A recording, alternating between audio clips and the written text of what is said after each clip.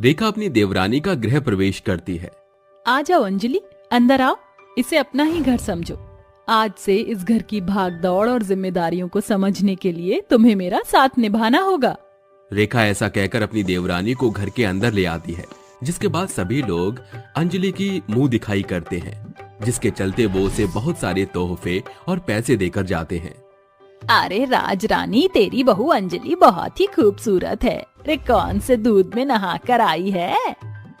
ये बात तो सच है, तुम्हारी बहू सच में बहुत सुंदर है। अभी तक पूरे मोहल्ले में ऐसी बहू ही नहीं आई किसी की। सभी लोग अंजलि की खूबसूरती की तारीफ करने लगते हैं। ये देख रेखा को अपने मन ही मन बुरा लगने लगता है। जब मैं शादी करके आई थी तो किसी ने भी मेरी तारीफ नहीं की थी। जल्दी जल्दी सारी रस्में खत्म कर दी थी। खैर छोड़ो, इस बात से अब क्या फर्क पड़ता है। रेखा ऐसा अपने मन में सोच ही रही थी कि तभी उसकी सास आती है और उससे कहती है, अरे बहू, यहाँ खड़ी क्यों हो? जाओ नई बहू यानी कि तुम्हारी देवरानी की पहली रसोई की रस्म पूरी करवाओ। जी माँ जी। रेखा ऐसा कहने के बाद रसोई में अंजलि को ले आती है, जिसके बाद वो अंजलि को रसोई के सभी सामानों के बारे में बताती है। यहाँ पर चीनी और चाय के लिए सामान रखा है और इस वाले कबर्ड में सारी सब्जियों के मसाले हैं। इस वाले डोर में सारे बर्तन रखे हैं।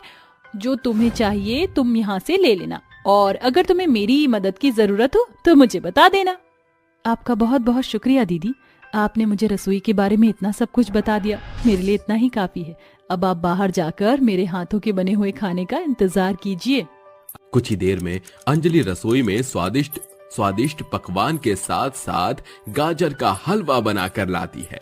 जैसे ही सभी लोग गाजर का हलवा खाते हैं, उन सभी को गाजर का हलवा बहुत पसंद आता है, जिसके चलते वो सभी अंजलि की बहुत तारीफ करते हैं।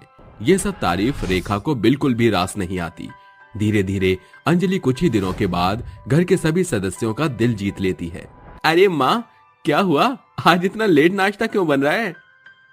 अरे अंजलि, तुम यहाँ बैठी हो, नाश्ता कौन बना रहा है? जेठानी जी चाहती थी कि वह नाश्ता बनाए, इसलिए मैं बाहर आकर बैठ गई। कुछ ही देर में रेखा सबके लिए नाश्ता बनाकर लेकर आती है। नाश्ता खाने के बाद किसी को भी नाश्ता पसंद नहीं आता। अरे लगता है रेखा तुम खाना बनाना भूल गई हो, इसलिए तुम खाना ना बनाकर घर के बाकी के काम कर लिया करो। खाना तो केवल अंजलि को ही बनाने दिया करो। फिर से अपने सामने अंजलि की तारीफ सुनकर रेखा आग बबूला हो जाती है और गुस्से से अपने कमरे में चली जाती है। अब तो मुझे इस अंजलि नाम की चिड़िया को सबक सिखाना ही होगा।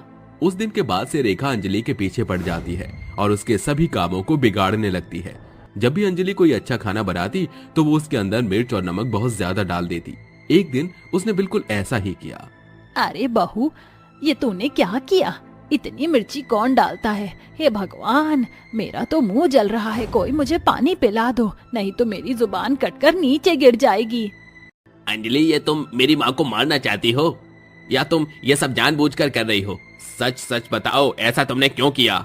अजी, मैंने तो कुछ भी नहीं किया। पता नहीं आपको ऐसा क्यों लग रहा है। मैंने तो सारे मसाले बराबर ही डाले थे, फिर मिर्ची इतनी तेज कैसे हुई? अरे बस करो, अब क्या बेचारी को सुना सुना कर मार ही डालोगे? अरे हो गई बेचारी से गलती, इसमें कोई बड़ी बात नहीं है। अगली बार से वो अच्छा खाना बना लेगी। अरविंद अंजलि को सबकी बातों से बचा लेता है।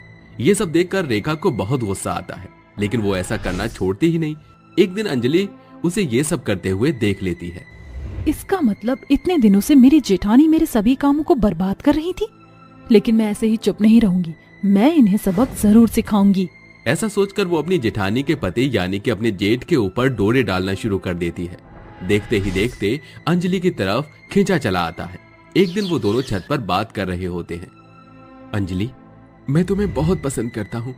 काश रेखा की जगह तुम मेरी पत्नी होती।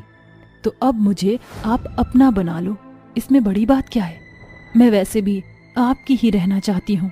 ऐसा कहने के बाद अरविंद और अंजलि दोनों एक दूसरे को देखने लगते हैं। वहीं दूसरी तरफ रेखा ये सब सुन लेती है और उसकी आंखों में आंसू आ जाते हैं। क्या तुम्हें जरा भी शर्म नहीं आई मुझे धोखा देते हुए? और तुम अंजलि, तुम तो मेरी छोटी बहन की तरह थी। मेरे साथ ऐसा क्यों किया? अगर तुम मुझे अपनी छोटी बहन समझती तो मेरे सभी काम बिगाड़ती नहीं। अरे तुमने तो जलन के मारे मेरे साथ कितना बुरा किया है, मैं तुम्हें बता भी नहीं सकती। माना मैंने तुम्हारे साथ गलत किया, लेकिन तुम उसका नतीजा मुझे इतना बड़ा तो नहीं दे सकती। तुम मुझसे बदला लेने के चक्कर में मेरी सौतन बन गई। तुम्हें रोने की कोई जरूरत नहीं है। ये सब एक ड्रामा था ताकि हम तुम्हारा सच सबके सामने ला सकें। देखो, अगर कोई तुमसे ज्यादा आगे हो तो उससे जलना नहीं चाहिए, बल्कि उससे कुछ सीखना चाहिए। तुम हमेशा अंजलि को नीचा दिखाने के लिए उसके अच्छे कामों को भी काट दिया करती थी। मैं जानती थी कि कोई भी मेरी बातों का विश्वास नहीं करेगा, इसलिए मैंने ये सब नाटक रचा ताकि आप अपनी सच्चाई अपने मुंह से उगल दो। मुझे अपनी गलती का पछतावा है। मैं आज के बाद तुम्हारे साथ ऐसा कभी नहीं करूंगी। हो सके तो मुझे माफ कर देना। उस दिन के बाद से रेखा अपनी गलती समझ जाती है और वो अंजलि से चिढ़ना बंद कर देती है, जिसके बाद दोनों देवरानी और जेठानी एक ही घर में एक ही छत के नीचे खुशी खुशी रहने लगते हैं।